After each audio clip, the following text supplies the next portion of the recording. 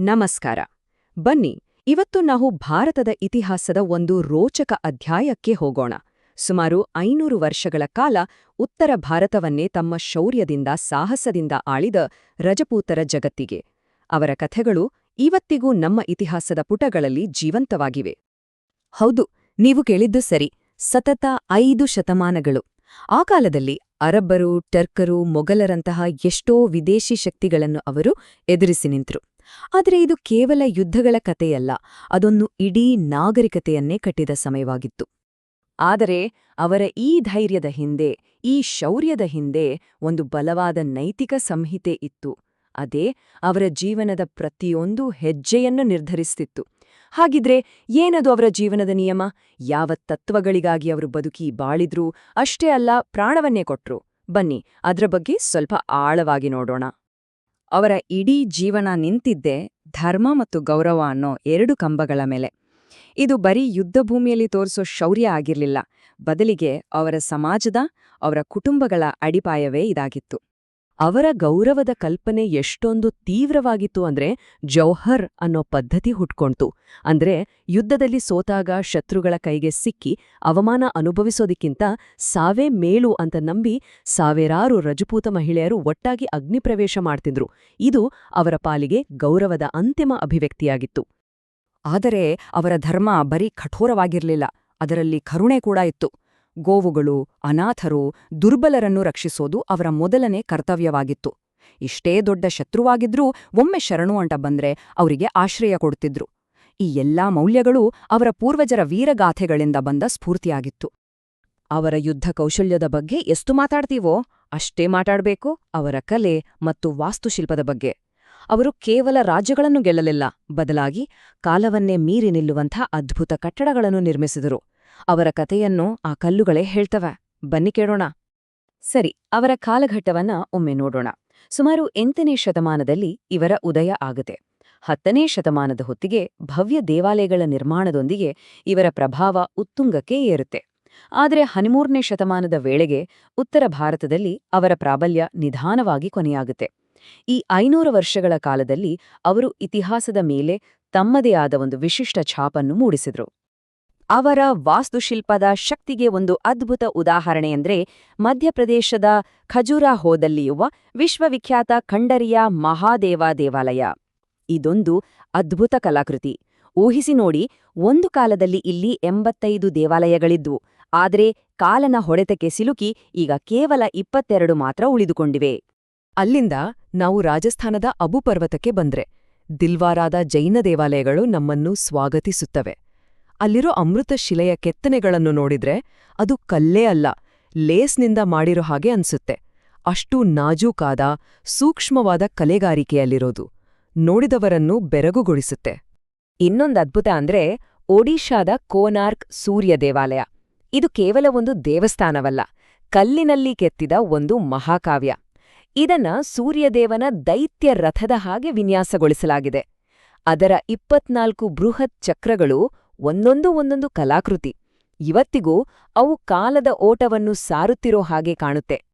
ಈಗ ಬರೋಣ ಬೃಹದಾಕಾರದ ಗ್ವಾಲಿಯರ್ ಕೋಟೆಗೆ. ಇದಕ್ಕೊಂದು ವಿಶೇಷವಾದ ಹೆಸರಿದೆ, ಭಾರತದ ಕೋಟೆಗಳ ಕೊರಳಹಾರದ ಮುತ್ತು ಅಂತ. ಅಷ್ಟೊಂದು ಭದ್ರ ಮತ್ತು ಸುಂದರ ಈ ಕೋಟೆ.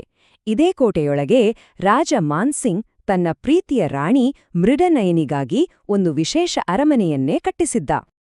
ಇನ್ನು ಜೈಪುರ್ ಗುಲಾಬಿ ನಗರ ಅಂತಲೇ ಪ್ರಸಿದ್ಧ ಅಲ್ವಾ?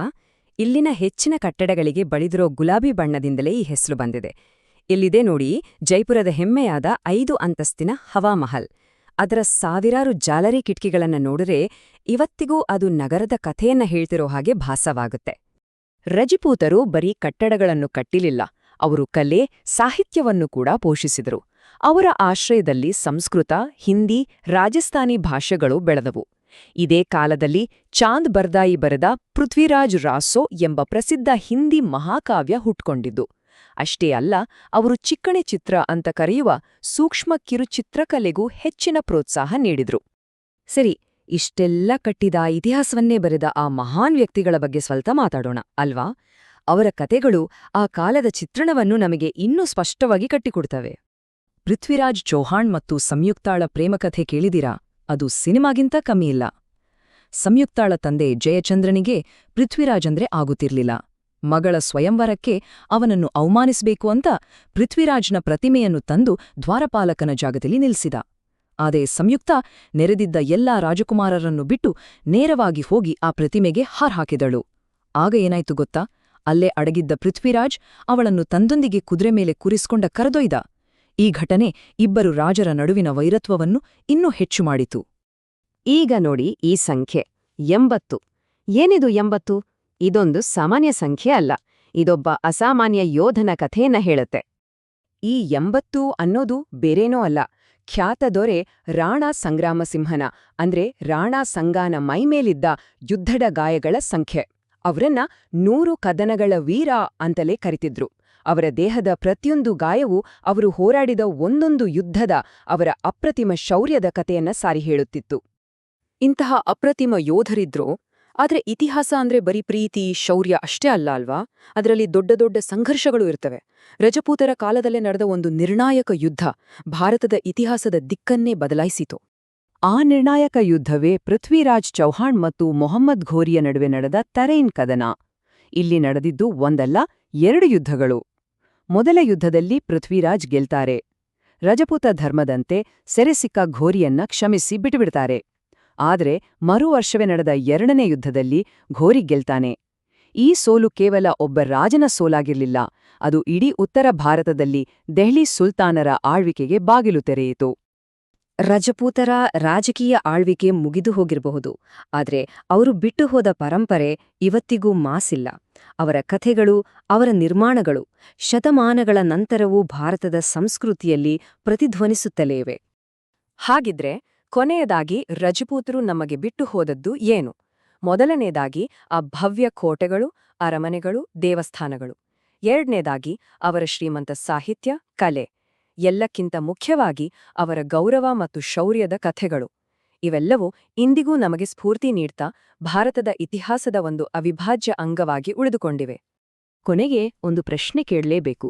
500 ವರ್ಷಗಳ ಕಾಲ ಕಲ್ಲಿನಲ್ಲಿ ಕೆತ್ತಿದ ಕಥೆಗಳು, ಕಟ್ಟಿದ ಕೋಟೆಗಳು ಇವೆಲ್ಲದೂ ಸೇರಿ ನಮ್ಮ ಇವತ್ತಿನ ಬದುಕಿನ ಮೇಲೆ, ನಮ್ಮ ದೇಶದ ಅಸ್ಮಿತೆಯ ಮೇಲೆ ಯಾವ ರೀತಿ ಪ್ರಭಾವ ಬೀರಿರಬಹುದು? ಸ್ವಲ್ಪ ಯೋಚನೆ ಮಾಡಿ.